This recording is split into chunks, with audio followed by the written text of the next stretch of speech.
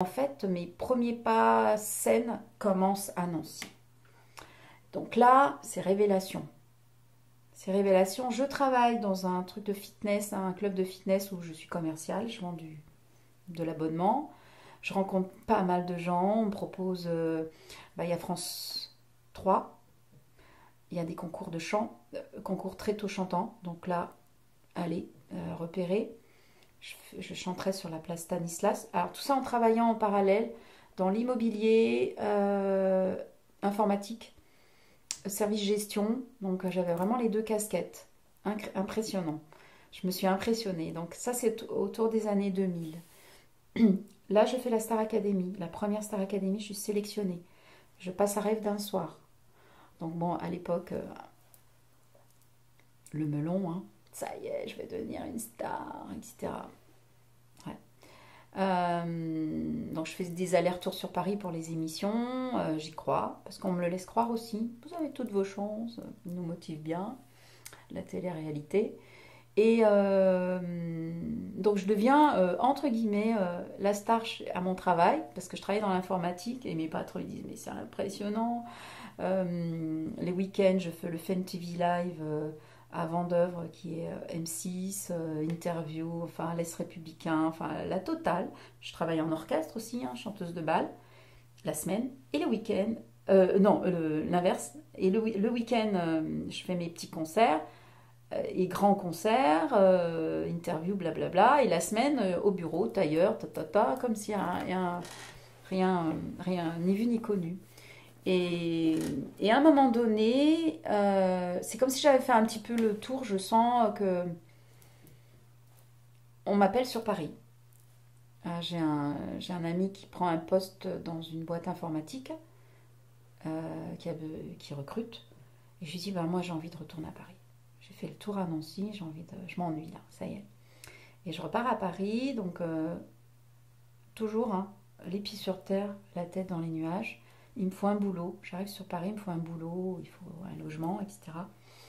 Et puis je vais continuer à faire mes castings, mes machins.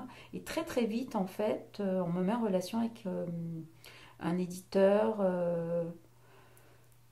qui sera un producteur.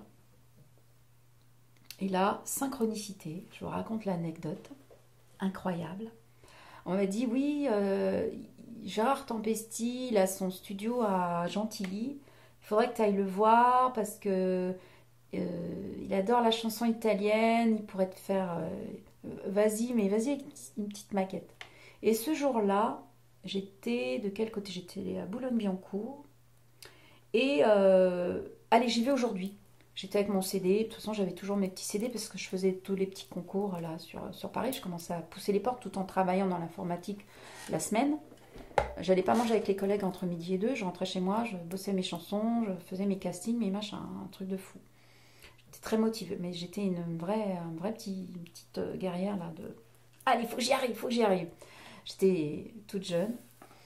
Et ce jour-là, allez, je vais voir, il faut que j'aille rencontrer Gérard Tempesti. Donc, je vous mens pas, j'ai dû faire j'y vais pas, j'y vais pas. J'ai pris le rond-point dans un sens, dans l'autre sens. Non, bah, j'irai demain. Allez, j'y vais. Et j'arrive, son bras droit me dit ah bah vous avez de la chance parce que d'habitude il est jamais au bureau, mais je suis tombée vraiment sur lui.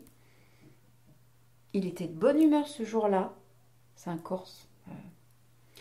Il m'a écouté et j'avais sur ma maquette une chanson de jazz, Mike the Knife, Vivo per lei, et la troisième, je t'oublierai, je crois, d'Isabelle Boulet. J'avais maquetté ces trois chansons. Il écoute. Il m'a dit, avec l'accent de Corse, reviens dans 10 jours, j'aurai des chansons pour toi. Je suis revenue et tout a commencé comme ça. Et je vais aller même plus loin dans l'histoire. Synchronicité. J'enregistre des chansons, donc j'ai fait beaucoup de studios, il m'a prise en main, super directeur artistique, là j'ai appris le métier de studio. Entre-temps, je partais parce que j'étais artiste forum du Club Med. Donc là, j'avais tout mon répertoire de variété, jazz. Donc je voyageais gratos. J'emmenais une copine, un copain. Et en même temps, bah, je faisais de la scène. Quand je rentrais, j'écrivais mes chansons, adaptations italiennes ou inédites, avec Gérard Tempesti au studio. Je faisais mon studio, etc. Et j'avais quitté ma...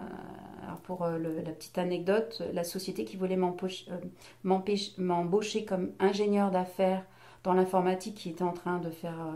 et j'ai dit non, mettez-moi dans le plan social parce que voilà. Donc là, du coup, j'étais complètement libre pour me donner que ma casquette d'artiste, écrire, chanter, voyager. Donc j'étais super bien. Et là, j'écris plein de chansons en italien qui sont maquettées, enregistrées, éditées, en catalogue, etc. Et un jour, quelques années plus tard, Gérard Tempesti m'appelle en me disant Angela, est-ce que tu peux